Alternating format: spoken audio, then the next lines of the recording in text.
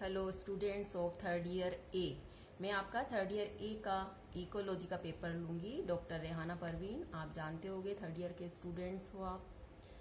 B के नाम भी हमने हमारे ग्रुप में डाल दिए हैं, अगर वो इस ग्रुप में रहना चाहें तो रह सकते हैं, फ़ायदा ही होगा। मैं इकोलॉजी लूँगी थर्ड ईयर ए की, जो सेक्शन ए से एन तक बनाया जाता है। आपको पता होगा, आप सेकेंड ईयर ए से आए हैं तो बाकी बच्चे भी रह सकते हैं अगर उनको फ़ायदा लेना है तो, अदरवाइज वो लेफ्ट कर सकते हैं इस ग्रुप में से। आज का हमारा टॉपिक मैं लूँगी एनिमल इकोलॉजी, जो हमारा सब्जेक्ट है उसे हिंदी में पारिस्थितिकी कहते हैं। मैं दोनों टर्म यूज़ करती हूँ, कोशिश करती हूँ कि हमारे इंग्लिश और हिंदी मीडियम वाले बच्चे समझ जाएं आसानी से। अगर आप कोशिश करेंगे तो किसी को कोई प्रॉब्लम नहीं होगी। ये आपको बुक वीरबाला रस्तोगी की ले सकते हैं आप, या शुक्ला उपाध्याय की ले सकते हैं। ध्यान से सुने, I repeat again, animal ecology by Veerbala Rastogi. ये हिंदी मीडियम और इंग्लिश मीडियम दोनों में अवेलेबल होती है। और एक और बुक का नाम बताती हूँ, शुक्ला एंड उपाध्याय।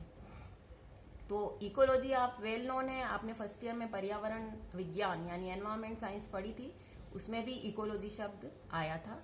फिर भी मैं समझाती हूँ आपको। It is the relation of animals to its organic as well as its inorganic environment. Organic environment आप समझते हैं, लिविंग थिंग्स उसमें आती हैं, पेड़ पौधे जीव जंतु। और इनऑर्गेनिक यानी नॉन लिविंग थिंग्स में एनवायरमेंटल फैक्टर्स हैं, और जो भी कार्बनिक इनऑर्गेनिक मटेरियल्स हैं वो सब इसमें आते हैं। तो ये है इकोलॉजी। इसमें सबसे पहले हम जो टॉपिक लेंगे वो है इकोसिस्टम, पारिस्थितिकी तंत्र। ये भी आप बहुत अच्छे से जानते हैं। सबसे पहले इस तंत्र का नाम, इकोसिस्टम का जो वर्ड इस्तेमाल किया था 1935 में, टेंसले नामक पारिस्थितिकी वैज्ञानिक ने इसका प्रयोग किया। पूरा नाम है उनका A.G. टेंसले। इन 1935 इन्होंने इसे यूज किया। इस शब्द का अर्थ है इकोसिस्टम या पारिस्थितिकी तंत्र का अर्थ है घर की व्यवस्था, अरेंजमेंट ऑफ होम, जीवों के घर की व्यवस्था। क्योंकि हम जूलॉजी पढ़ रहे हैं तो यहाँ पे क्या है, एनिमल्स के घर की व्यवस्था या अरेंजमेंट ऑफ एनिमल्स, और इसकी स्टडी करने को इकोलॉजी कहते हैं। ओडम एक बहुत बड़े पारिस्थितिकी वैज्ञानिक हैं, उन्हें फादर ऑफ इकोलॉजी भी कह सकते हैं हम। ओडम, उनका वर्क था सारा 1960 का, 1960 में उन्होंने इस पर बहुत काम किया। और उन्होंने नेचर की स्ट्रक्चर यानी प्रकृति की संरचना का अध्ययन किया, उसमें होने वाली विभिन्न क्रियाओं का अध्ययन किया, और उन्होंने इसी अध्ययन को नाम दिया इकोसिस्टम। प्रकृति और वहाँ जो जीव जंतु हैं उन सबका परस्पर क्या रिलेशन है, क्या संबंध है, और उनमें आपस में क्या पारस्परिक रिलेटिव एक्टिविटीज होती हैं, उसकी स्टडी को इन्होंने इकोसिस्टम या पारिस्थितिकी तंत्र नाम दिया।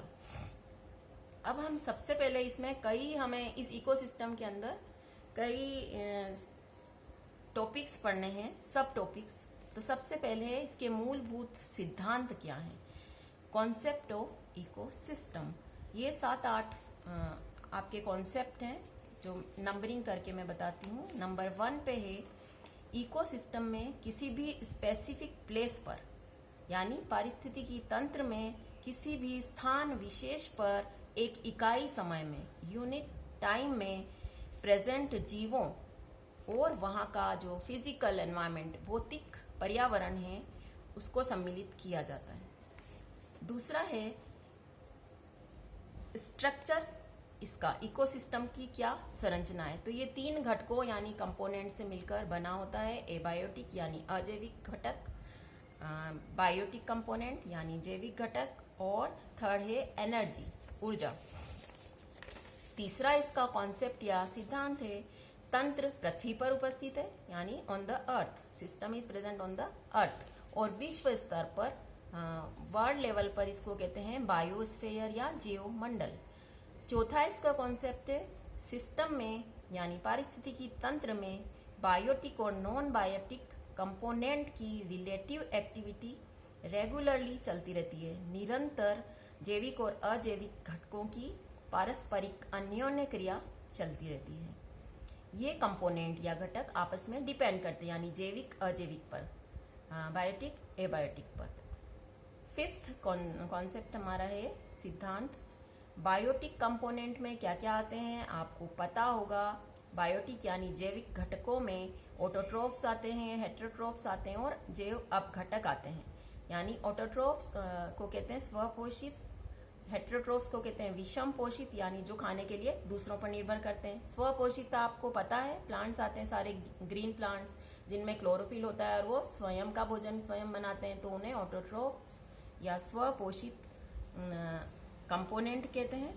और फिर अपघटक होते हैं, वो आप जानते हो डिकम्पोजर्स होते हैं, बैक्टीरिया वगैरह।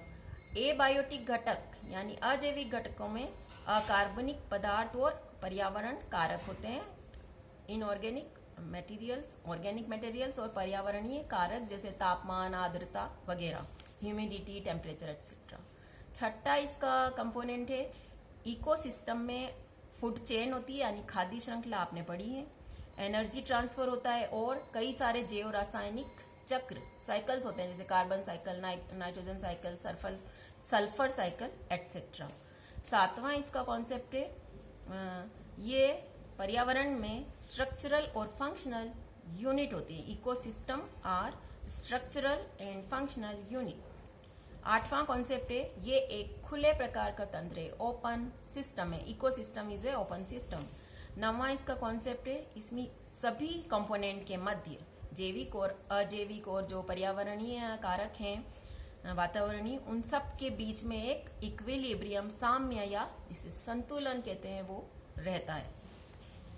इसमें एनर्जी बहुत सारे सोर्स से आती है, पर मेन सोर्स 10वां कॉन्सेप्ट बता रही हूँ इसका इकोसिस्टम का। सूर्य का जो ऊर्जा है, सन एनर्जी मेन होती है इसमें। 11th है कॉन्सेप्ट स्वयं की उत्पादकता होती है। इकोसिस्टम की अपनी प्रोडक्टिविटी होती है, सेल्फ। लास्ट है ये विकासशील या विकसित तंत्र हो सकते हैं, दे में भी डेवलपिंग और विकासशील हो सकते हैं। विकासशील जो इकोसिस्टम है वो अस्थिर है और विकसित तंत्र स्थिर होता है, कांस्टेंट। तो आज का हमारा ये एक इंट्रोडक्शन था जिसमें हमने एनिमल इकोलॉजी और इकोसिस्टम का जनरल इंट्रोडक्शन देखा है। इस पे आपको जल्द ही असाइनमेंट मिलेगा, तो इसको अच्छे से आप देखें। इसका पीडीएफ भी मैं शेयर कर चुकी हूँ, तो उसमें से देख के आप अपना असाइनमेंट की तैयारी करें और अपनी अच्छी पढ़ाई करें। कोई क्वेरीज हो तो मुझे पूछें आप।